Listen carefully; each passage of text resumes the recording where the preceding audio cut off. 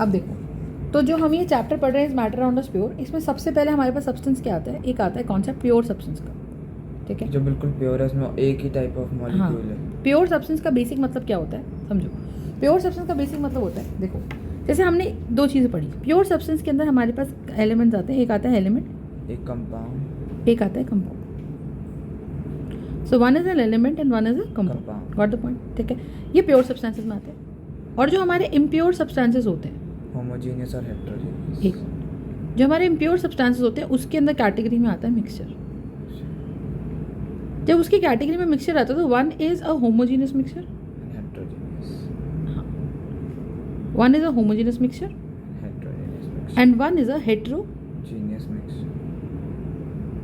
mixture. Got the point?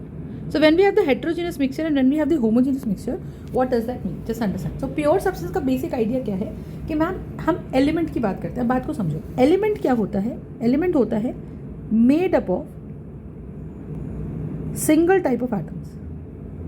जैसे hydrogen, समझो, made up of single type of atoms, ठीक है। अब जैसे फॉर एग्जांपल मैंने कहा Na क्या है, सोडियम का एटम है। अब सोडियम का एटम है, अब अगर मैं Na लिख रही हूँ इसका मतलब 1 Na, अगर मैं सोडियम लिख रही हूँ इसका मतलब क्या है, 1 Na एटम।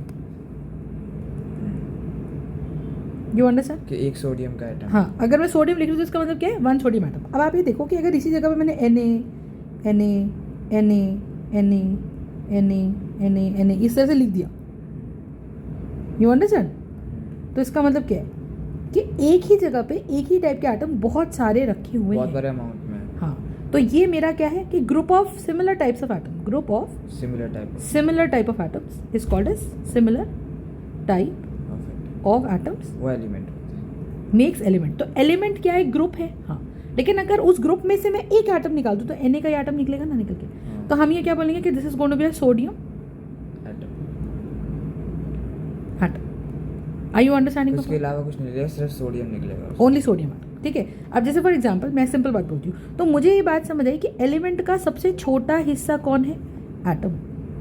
एलिमेंट का सबसे छोटा हिस्सा कौन है, एटम। अच्छा, एलिमेंट का मॉलिक्यूल भी होता है, ठीक है। तो मॉलिक्यूल कैसे होते हैं, molecule is a group of atom.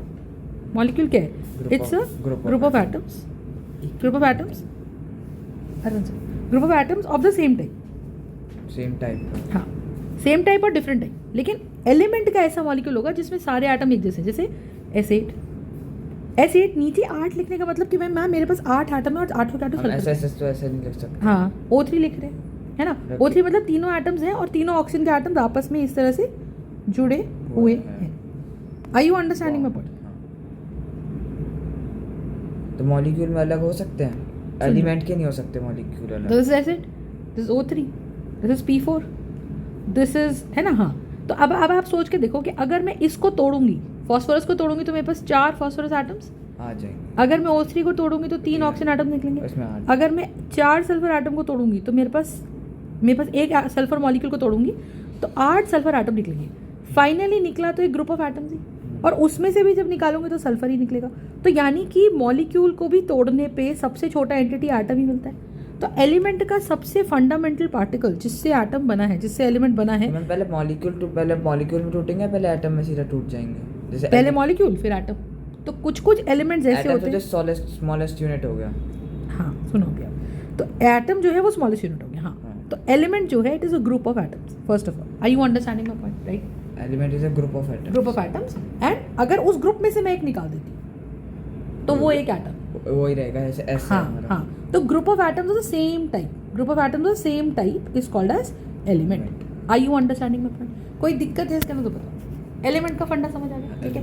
अब देखो, तो एलिमेंट का अगर एक क्वेश्चन बड़ा इंपॉर्टेंट आता है कि एलिमेंट का मतलब सबसे छोटा पोर्शन एलिमेंट का क्या होता है, एटम और मॉलिक्यूल दोनों हो सकते हैं। तो मॉलिक्यूल का सबसे छोटा यूनिट मॉलिक्यूल भी हो सकता है, लेकिन ऐसे मॉलिक्यूल्स जिसमें एक ही टाइप के एटम्स हैं, ठीक है, डिफरेंट नहीं हो सकते। हाँ। अब इसमें एक टर्म आती है number of atoms of the same type, number of atoms of the same type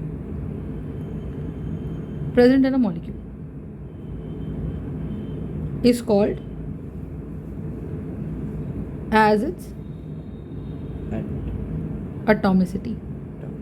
number of atoms present in a molecule is called as its atomicity. अगर 8 होंगे तो वो उसकी एटॉमिसिटी होगी। राइट। अब जैसे मैंने बोला S8 तो उसकी एटॉमिसिटी 8 एटम्स है। P4 में कितने, नीचे जो नंबर लिखा है वो उसके एटम्स है।